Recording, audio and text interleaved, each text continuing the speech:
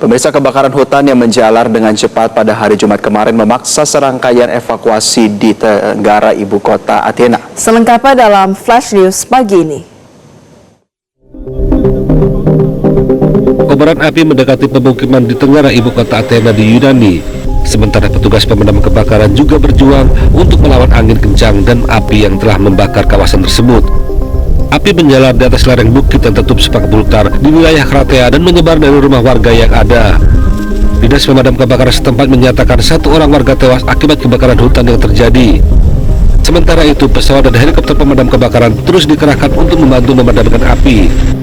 Pihak berwenang juga telah mengerahkan 190 petugas pemadam kebakaran yang didukung oleh para sukarelawan.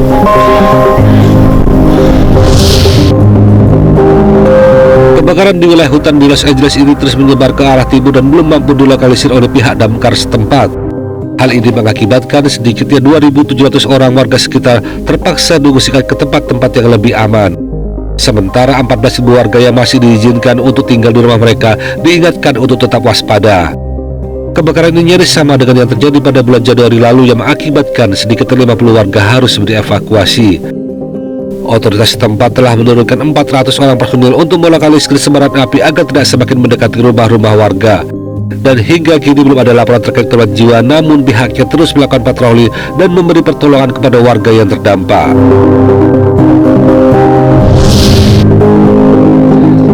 Menteri Pertahanan Venezuela pada hari Jumat kemarin mengecam keputusan pemerintahan Trump untuk menggandakan hadiah bagi penangkapan Presiden Nicolas Maduro.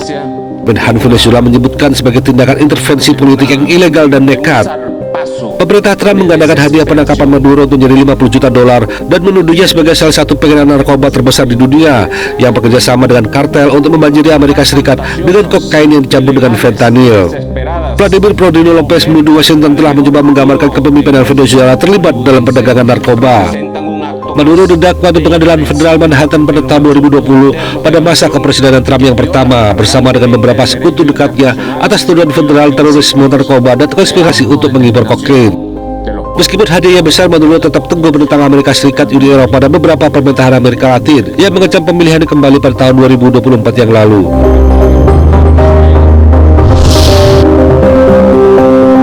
PBB memperingatkan pada hari Jumat kemarin bahwa wabah kolera telah mengancam nyawa para pengungsi dari wilayah Darfur, Sudan, sementara sumber daya dasar semakin menipis. Di kamp Iridima di Chad, banyak pengungsi tak memiliki akses sanitasi dan air bersih sehingga mereka berisiko tinggi tertular kolera. Organisasi Kesehatan Dunia atau WHO menyatakan bahwa penyakit yang ditularkan melalui air ini merupakan infeksi yang berkembang pesat dan sangat menular yang menyebabkan diare dan dehidrasi parah serta kemungkinan kematian.